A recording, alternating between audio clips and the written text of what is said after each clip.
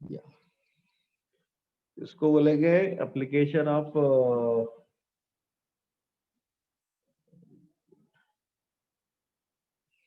हाँ, ये application of twist axial twist को अप्लाई किया जा रहा है। ठीक है, ब्लर हो रहा है क्या? पिक्चर क्लियर नहीं है क्या बालों को? हेलो, सब लोग अपना वीडियो और ऑडियो ऑन कर लें अगर कोई है, और नहीं है तो फिर इसको छोड़ के चले जाए मीटिंग, कोई इश्यू नहीं है। ठीक है, ऑडियो वीडियो ऑन कर लें सब लोग अपना।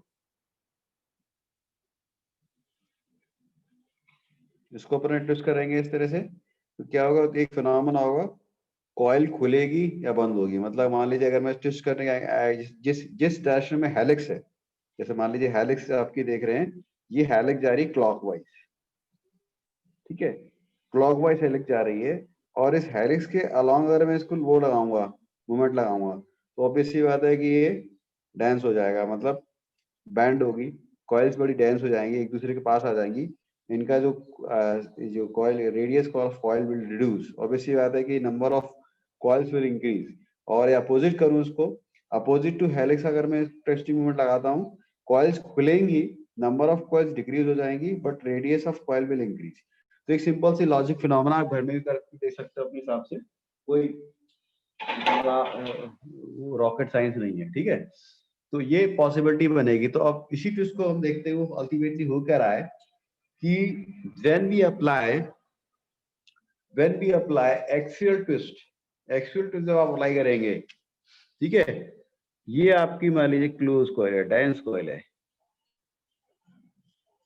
ठीक है, अब हम इस क्लोज कॉइल में कोई एक्सटर्नल फोर्स लगाकर, एक्सटर्नल लोड लगा, एक्सटर्नल ट्विस्टिंग मोमेंट लगा के, इस तरफ से साइड से एंटी क्लॉकवाइज, इस तरह से क्लॉकवाइज और एंटी क्लॉकवाइज कॉम्बिनेशन में इफ आई प्रोवाइड इस तरह का इंस्ट्रूमेंट, तो पॉसिबिलिटी क्या होगी, कॉइल्स खुलेंगी या फिर कॉइल्स और क्लोज हो जाएंगी, छोटी हो जाएंगी और डेंस हो जाएंगी। मतलब ठीक है, क्लोज होंगी या फिर खुलेंगी, दोनों चीजें, दो पॉसिबिलिटी है डिपेंडिंग अपॉन द आप हेलिक्स के अलाउंग ट्विस्टिंग कपल लगा रहे हैं, ट्विस्टिंग मूवमेंट लगा रहे हैं, या हेलिक्स के just opposite twisting movement couple लगा रहे हैं, ये इस पर डिपेंड करेगा। ठीक है, तो अल्टीमेटली फिनोमेना जो हो रहा है हम उस पर फोकस करें, और क्या होता है दैट इज डिफरेंट। ठीक है, तो मैं इसको वन बाय वन लिखता जाता हूँ, मैंने आपको समझा दिया चीज को।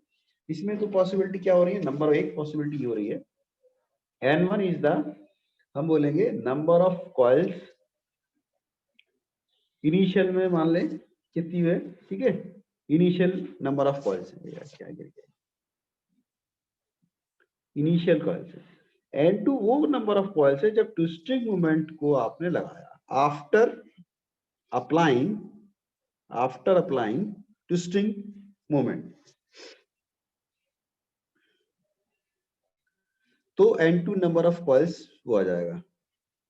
ठीक है, इस तरह से।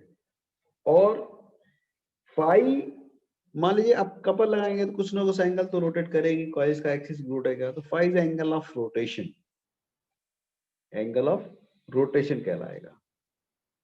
ठीक है, पूरा लिखने लिख देता हूँ। ठीक है, एंड चूंकि ये फिनोमेना कर्वेचर और घटने का, कर्वेचर बढ़ने का है, तो इस फिनोमेना को बोलते हैं बैंडिंग फिनोमेना। ये फिनोमेना आपका होगा बैंडिंग फिनोमेना। ठीक है, इस phenomena is known as bending phenomena. इस फिनोमेना जब बैंडिंग होगी तो आप मोमेंट ऑफ इनर्शिया इस्तेमाल करेंगे, ना कि पोलर मोमेंट ऑफ इनर्शिया। जब ट्विस्टिंग होगी तब हम पोलर मोमेंट ऑफ इनर्शिया करेंगे। लाइकवाइज रेडियस ऑफ कॉइल्स, ठीक है, तो मीन रेडियस ऑफ कॉइल्स, ठीक है, initial mean radius of coils R2 after application of twisting moment लगाएंगे तब आएगा। एंड सिग्मा बी, चूंकि बैंडिंग फिनोमेना है, वहां पे शियर ट्विस्ट टॉर्जन होता है तो हम ट्विस्टिंग लगाते हैं, टॉर्जन होता है तो हम शियर स्ट्रेस काउंट करते हैं, और जब हमारी बैंडिंग होती है तो हम बैंडिंग स्ट्रेस काउंट करते हैं। ठीक है, मतलब कंसीडर करते हैं।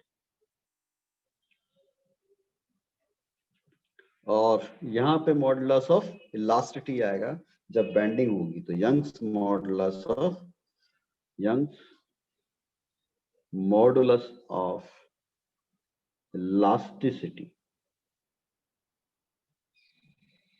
like this. ठीक है, तो हम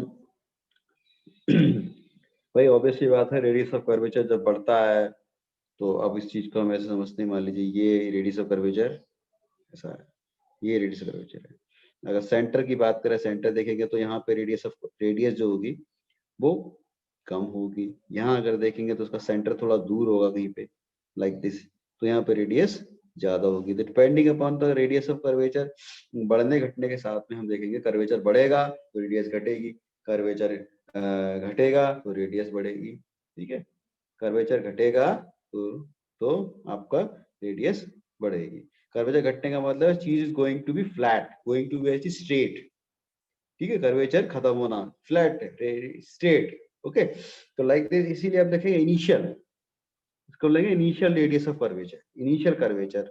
कॉइल कैसी है इनिशियली, उसको डिफाइन अगर करना है तो उसका एक ही तरीका है, इनवर्स लिख दीजिए, रेडियस को इनवर्स लिख दीजिए, एंड फाइनल कर्वेचर।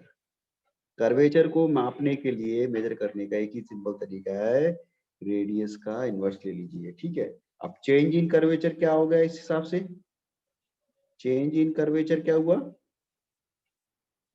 भाई, ऑब्वियसली बात है, change in curvature it is 1/r2 minus 1/r1। ठीक है, 1/r2 माइनस 1/r1 होगा फाइनल माइनस इनिशियल, तो आपका चेंज हो जाएगा। अब हम सिंपली हमने पढ़ा है, मैं अब इस चीज को थोड़ा यहाँ इस साइड करूंगा ताकि पेज यूटिलाइजेशन हो जाए प्रॉपर। थोड़ा सा इसको स्लाइड कर लेता हूँ, ठीक है, ताकि ये पूरा पेज कवर अप हो जाए। ठीक है बेटा, अब हम बेंडिंग फिनोमेना में इस चीज को देखते हैं, m/i equal to capital E upon R, capital R। ठीक है, या एक चीज और हो सकती है, दैट इज व्हाट पॉसिबिलिटी, कि हम इसे ऐसा लिखते हैं, m/ei को 1/r चेंजिंग कर्वेचर है, E को मैंने इधर लेके आया 1/r, तो changing curvature it is 1/r2 minus 1/r1 लिख देंगे। ठीक है, और लेंथ जो होगी वायर की लेंथ, या पॉइंट नोट कीजिए, since length of spring wire, length of spring wire, length of spring wire that will not change, that will not change, will remain same। भाई स्प्रिंग के वायर की लंबाई तो कम होने से रही, वो तो जैसी है वैसी रहेगी, चाहे ट्विस्टिंग मोमेंट लगाओ चाहे एक्सियल लोड लगाओ, वो तो जिस बन गई सो बन गई। इसको हम कैसे मेजर करते थे, एल को मेजर करते थे 2πr1 n1 2πr2 n2, 2πr2 n2 ऐसे लिखते थे। ठीक है, तो इससे तो एक चीज क्लियर हो गई भाई, ये चीज हम लिख सकते हैं। अब हम phi axial rotation, phi axial rotation, इसको हमें कैसे करना है मेजर, फाई एक्सियल रोटेशंस को कैसे लिखेंगे, equal to phi equal to twice pi r1, sorry इसको ऐसे लिखेंगे, फाई ऐसे घूमेगा ना, तो जो हेलिक्स में हाँ है, फाइनल हेलिक्स एंगल और इनिशियल हेलिक्स एंगल से हम मेजर कर सकते हैं इसको, ये तरीका। ठीक है, सॉरी, इसको हम लिखेंगे फाइनल हेलिक्स एंगल में से इनिशियल हेलिक्स एंगल घटा देंगे। ठीक है, तो इसको लिखने का तरीका ट्वाइस पाई, क्योंकि 360 डिग्री है, और टोटल कितने घूमी है कॉइल, जितने नंबर ऑफ राउंड लिए हैं उसने, तो n2 राउंड लिए हैं, माइनस ट्वाइस पाई 360 एक कॉइल का है, कितने कॉइल घूमा, कितने राउंड घूमा, n1। ये हेलिक्स एंगल काउंट करने का, इनिशियल हेलिक्स एंगल और फाइनल हेलिक्स एंगल कितना राउंड घूमा। इस हिसाब से हमको एक चीज और मिल जाती है कि हम जो है इसको हम इस तरह से लिख सकते हैं कि 1/r1r2, ठीक ठीक ठीक, तो इसको मैं इस तरह से, और अब इसको इस रिलेशन को कुल मिला के ये रिलेशन तो आपका ये हो गया, लेंथ ऑफ वायर रिलेशन और ये वाला रिलेशन, इन तीनों के रिलेशन कॉम्बिनेशन से एक हम एक नया एक रिलेशन डेवलप करते हैं। वो रिलेशन क्या होगा मैं इसको अलग थोड़ा कलर पेन से इस्तेमाल करते हैं। तो that relation is m upon EI will equal to 1 upon R2 minus 1 upon R1, ठीक है, is equal to 1 upon, अब आपको मुझे इस रिलेशन से R1 लिखना है, तो मैं L अपॉन 2 पाई N1 लिख सकता हूँ, है ना, और इसको लिखना है तो L अपॉन 2 पाई N2 लिख सकता हूँ, ठीक है। तो इस हिसाब से हम इसको लिखेंगे। अब मैं थोड़ा सा इसको यहाँ बड़ा लिख देता हूँ ताकि आपको थोड़ा और क्लियरिटी समझ आ जाए। m upon EI equal to, ये रिलेशन से 1 अपॉन R1 को मैं यहाँ लिखूंगा, 1 अपॉन R1 को लिख सकता हूँ मैं 1 upon L upon twice pi N2 minus 1 upon L upon twice pi N1 equal to twice pi L N2 minus N1 will equal to 5 upon L, ठीक है। तो हमारा 5 अपॉन L इक्वल टू क्या आ गया, m अपॉन EI आ गया। Relation is this. मैं इसको थोड़ा सा अलग किसी कलर से अगर इसको इंडिकेट कर देता हूँ तो हमारा जो मेन रिलेशन है कुछ इस तरह दिखाई दे रहा है, 5 upon L, this is L, m upon EI, ये रिलेशन है। अब हम इस रिलेशन को आगे यूज करते हैं फर्दर, हमें एक्सियल ट्विस्ट निकालने के लिए और बैंडिंग स्ट्रेस कैलकुलेट करने के लिए हम इसका इस्तेमाल करेंगे, ठीक है। नाउ आई चूज ऑरेंज के कलर यूज करता हूँ, दिस इज पेज नंबर 1, ठीक है, ये आपका पेज नंबर 1 हो गया। नाउ